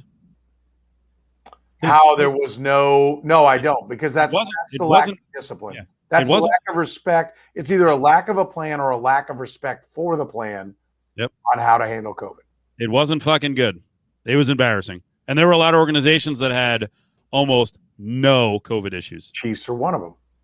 And like, I want to give people a pass. Like, hey, sometimes you run into bad luck, but when it's repeated with the Raiders and you have to pay over $500,000 in fines and you lose a pick in the draft, like that's not the way you handle COVID is not a standalone situation. That is a reflection of leadership and planning and then executing any sort of plan. So yes, 100%. COVID, do you hear me? Knock on wood, COVID. It was knocking. I was like, you've got to be shitting me. Yep. This is such a high school bullshit thing. Like these guys are not. I hope it works. And the other one locally, this is I know every town says this, especially on the West Coast, but like you do need to win here. People have really short attention spans. There's a lot of other shit to do. And I'm not a hockey guy, but frankly, the Golden Knights have actually set a standard. Like for the Raiders, dare to be the Golden Knights. And it kind of goes to that whole Derek Carr thing. Like you can be satisfied with Derek Carr if you think he's like the 8th, 9th, 12th best quarterback in the NFL. The fucking Golden Knights, Bill Foley, like he might be a bastard, but he's a billionaire, like a legit billionaire, and he is demanding. Like the Golden Knights made the Stanley Cup final the first year, and he's like, and he and George McPhee was running the organization are like, yeah, not good enough. You know what? Like 3 months into the next season, they're like, Marc-Andre Fleury, one of the all-time heroes, early in a franchise. I don't think he's the guy. Gerard Gallant took us to a Stanley Cup. I don't think he's the guy. This hero, that hero on the roster. He's gone. Like they're always looking to make fucking changes. Yeah. And to go back to what I originally said, I feel like Gruden himself and Davis to a certain extent, they're like, it's a 10-year deal. It's why you don't give 10-year deals. We got time. It takes a long time to build, man. You know what I walked into? Yeah, you walked into. What's funny is John Gruden walked into a Raiders situation where Jack Del Rio, through his 3 seasons, actually finished with more wins than Gruden did in his first 3 seasons. So I don't know what you think you walked into. Well, personally, I think Jack Del Rio is an underrated coach. I'm not telling you he's ready to win 5 championships, but he's never had. He went to playoff games with David Garrard. Okay. And then the one time he's in the playoffs with the Raiders, his quarterback gets hurt. Look, the bottom line is this. Anytime an NFL team is talking about rebuilding, it's a fraud. It's an admission that we sucked. That's all it is. We're rebuilding. No, you sucked. The NFL is a constant build because of the salary cap and how it works. You're constantly building. Everyone is constantly building. You are never more than 2 years away from winning a championship. Never. So once a regime has been there more than 2 years and they're not knocking on that door, they're bullshit. And that's where the Raiders are. No, you're never more than 2 years away from winning in the NFL because everybody's having to turn over the roster. Go look at it. I've done this so many times. 4-year runs. 4 years. How many guys are on the roster that were on the roster 4 years ago? The answer is usually like anywhere from like 5 to 8 guys. Right. 10 tops. That means everybody every 4 years is turning over 43 guys minimum. So don't talk about like, well, but we're in a rebuild. Bullshit. If it's going to take you 5 years, you're already rebuilding on the rebuild. The assistant producer to the producer has a topic. Ari is our producer in name, but our nighttime producer is Brady, who's got a rivalry with Ari. He thinks Ari's a moron. This is a good question. Hard Knocks. Who do you want? Broncos, Cardinals, Cowboys, Giants, Panthers. I don't want I'm going to say the Cowboys. I don't want the Cowboys again, but that was Amazon. I want the Giants, and I want Dave Gettleman to be on all the time. Really? Yes. The Giants, huh? You know why? You know why I want the Giants? Because Giants ownership would fucking hate it. They're a legacy ownership group, and they've had their ass kissed by the league forever. You know what? You guys suck. You've been an embarrassment the last couple of years. You're going on HBO. Sorry. I would like to see big market teams on there. Yeah. Right? I'd like to see big market teams go give up home games to go to London. Sorry, Brady. That was a dig. That's bad. Give me the list again. You're the nighttime producer. Give me the list again. I knocked it down too quickly. Broncos, Cardinals, Cowboys, Giants, Panthers. I can also do without J.J. Watt. Cardinals out. Really, I think actually that's a compelling one. Damn it. With Kyler Murray and Face Guy as a coach. Like, okay, let's see what he can actually do to coach. Okay. Broncos, no. I mean, that's a disaster. They got to fire their coach, and they're the only ones that don't know it. Cowboys would be fun. Always is going to be fun. Look at Judge Dan checking in. Yeah. God, he loves you. There's no respect for me, but he comes in here when you're on. He loves you. He can't believe you're doing this. He's like, wow, Petro, man, he's big time. I can't believe he's doing your podcast. Yeah, that's not true. But anyway, I talked to Dan a lot and about the Broncos, and I feel for Bronco fans, right? Like I want them to lose because they compete with my team, but I do feel for Bronco fans because they're great fans. But there's what's compelling about the Broncos? Nothing. I mean, it's the NFL. It'll be compelling to see, like, okay, you got a quarterback in his third year that's like seemingly make or break. Let's see who they draft. Is there a quarterback battle? I can find a compelling reason. Like, there's a reason why we'll watch any NFL game. Brady, those are really the only 5 teams that are eligible? Wow. Yeah, if you've been to the playoffs. First-time coach or new coach out, right? I think new coach, been to the playoffs, or we're on in the last, 2 years. 2 or 3 years. Get you out.